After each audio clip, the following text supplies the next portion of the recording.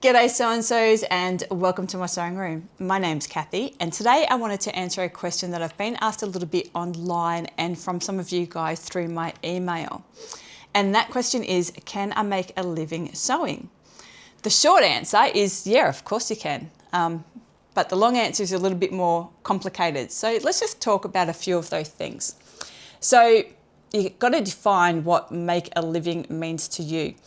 If you are supporting a family, bunch of kids, mortgage, all that type of thing, then it's going to be difficult to be making enough money, especially when you first set up to be able to support yourself.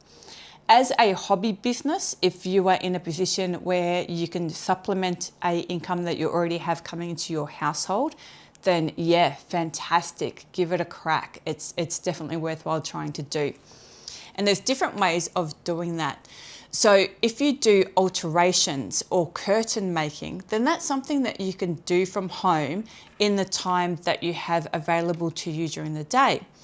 So if you are good at alterations, taking up jeans, taking in dresses, whatever, and even doing curtains, then I think anyone in any sort of area could make a little bit of coin, a little bit of spending money at the very least, and if not more. But you have to be good at what you're doing. I saw a comment on a sewing group this morning where a woman had set up a home alteration business and someone had bought in some pants and said, I want these ones taking up the same length as those ones. And I don't know how she did it, but she accidentally cut a couple of inches off the example pair rather than the pair that she was supposed to take up. So, in my opinion, she's up for replacing those pants to the person that dropped them off. So you need to make sure that if you're going to be doing alterations for people, that you know what you're doing and that you have the time to sort of focus and get, it done nicely, because someone could spend $200 on a pair of work pants, bring them into you to give you $20, $25 to take them up. And you want to make sure that you're doing it right. But I know that in my area, we had a shop downtown that just did alterations and they were always busy. You'd be waiting weeks to get your pants back or your shirt back or whatever. And they were just flat out.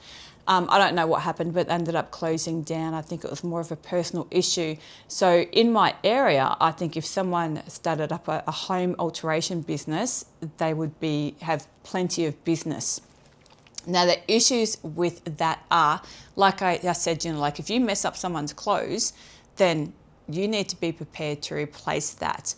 The second thing, which for me would be an issue doing it, would be you have to have people, unless you have a shop front set up, which is like a whole other setup, you have to be willing to have people in your home.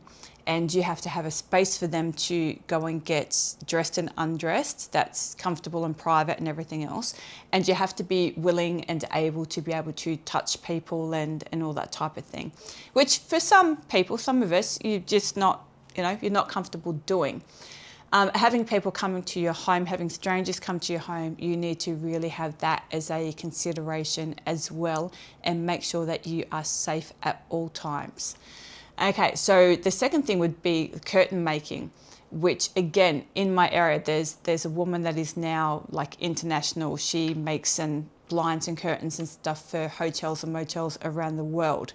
I had the pleasure of meeting her and sitting with her and having a really good chat a few years ago at a local fundraising dinner. And it just so happened I was put next to her and we got talking. And she started off just making curtains from home. As a way to supplement the family's income when her kids were at school. And now she's got a booming business. And it took a lot of years. But if you are able to do the math, for me it's not a thing. But if you are good at being able to do the math and understanding the formula, which I mean I've done, but I just wouldn't be confident doing it in someone else's house for them, then yeah, I think you'd be having a really good business to be able to go and just be able to do those ones where people can't afford to go and have custom curtain made from, like I said, that person's business, which is, going to be quite expensive. But if you can charge a little bit less, maybe let them buy the fabric or supply it or whatever and make them up, then I think you'd always be busy. Now, saying that again, you can't be charging $50 for an hour for your time. It's just not feasible. If people are going to pay that, then you'd want to be damn good to start off with. But that's what they'd pay to go and get a custom place to do it that, would be more professional than someone, not that, you'd be unprofessional, but would have more of a good reputation than someone just doing it from home. So you really need to think about when you start out charging a really realistic or even, slightly cheaper than maybe you should hourly rate to get your business up and then get that word of mouth and get that going. So you've got to think about that when you're doing curtains and alterations and stuff like that, is be affordable, but still, make yourself a little bit of coin off that. So the other thing that I think is really good, which I've done a lot of in the past, especially when I was young and, we were sort of struggling for income and I just wanted to make that little bit extra money, was doing markets. So when I did markets, I wasn't sewing then. I would crochet and knit as, I was young and tough and everything else and sitting there at the knitting needle all day. But I used to make kids beanies and stuff like that, and hats, and I did really well. I managed to supplement our income by, a couple of $100 a week at least, and that was a while ago. So that was good in helping to pay the rent. So if you're doing markets, really think about where you are, who is there, and what other stalls are there. So in the wintertime, I would crochet baby beanies, little kid beanies, and some adult beanies. But I knew that, people walking around the markets, if it was a little bit colder than expected, kids have a cold head, whatever, mum walks past, oh cool, I'll buy a beanie.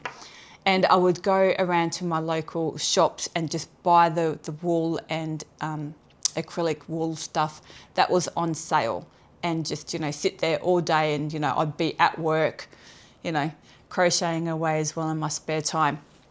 So for sewing, if you're doing markets, I think things like if they've got a coffee van set up, then making coffee holders would be really good. Making sports themed items. So I've seen a lot of those bowl cozy things around a lot lately. So you could make them in sporting colours. There's a lot of sporting emblem, I don't know what it is, fabrics, with the sporting team on them, that type of thing. So think about where you are, what time of year it is, and who you are catering to. The cheaper you can keep your items, the better. The quicker you can make your items, the better. So if you can whip up, 10 or 20 of those coffee holders, you're only using a little bit of fabric. It's pretty much scrap fabric. And that's something, especially if you set up near a coffee van, that people are like, oh, my coffee's hot. There you go, $5 for a little coffee holder thing.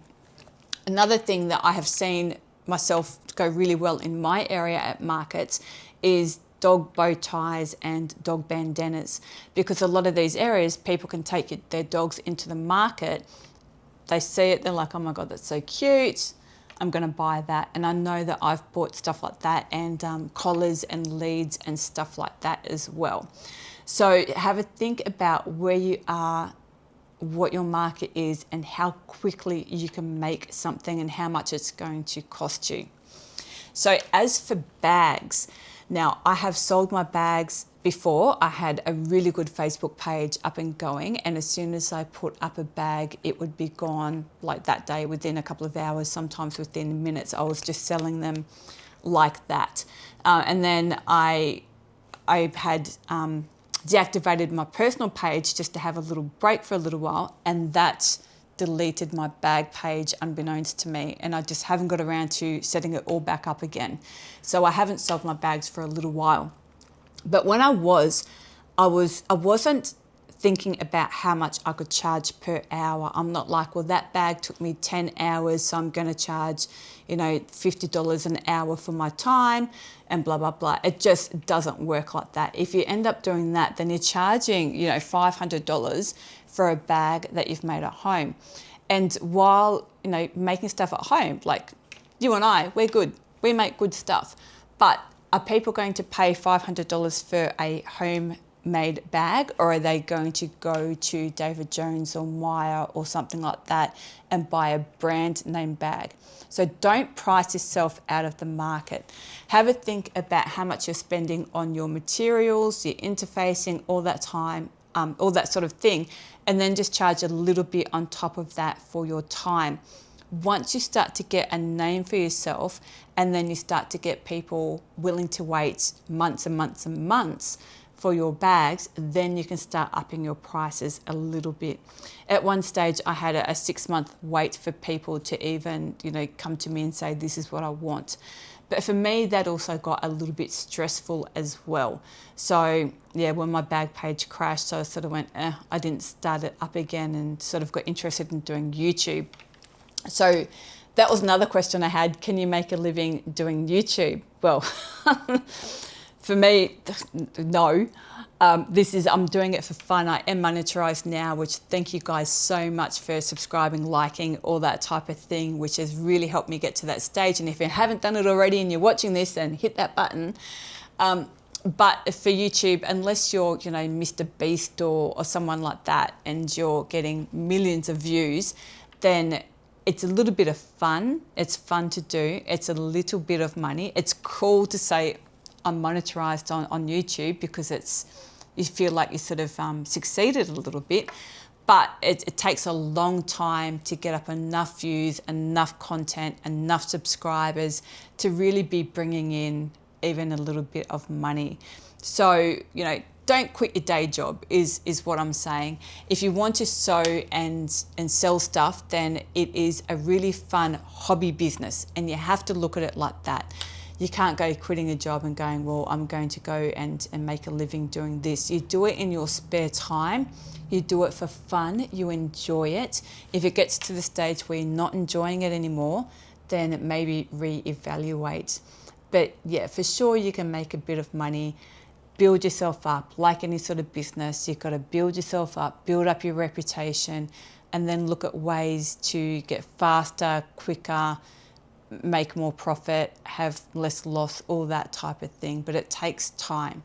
So enjoy it, have fun, and if you can make a little bit of money to reimburse yourself, then that's great. Like my machines and everything else, I paid for with my hobby. So you've seen my industrial machines. If you've seen any of my videos, I've paid for my machines by selling bags. So I started off on a cheaper sort of domestic machine. I made more basic stuff. I sold that. I saved up that money and just built my way up, and then was able to buy my nicer machines and set myself up a little bit better. So I hope that's answered a little bit of your questions anyway. So that's my 2 cents on it. Okay, guys, have a great day. And remember, it's only fabric. We can always buy more. Shops are full of it. Okay, see you peeps.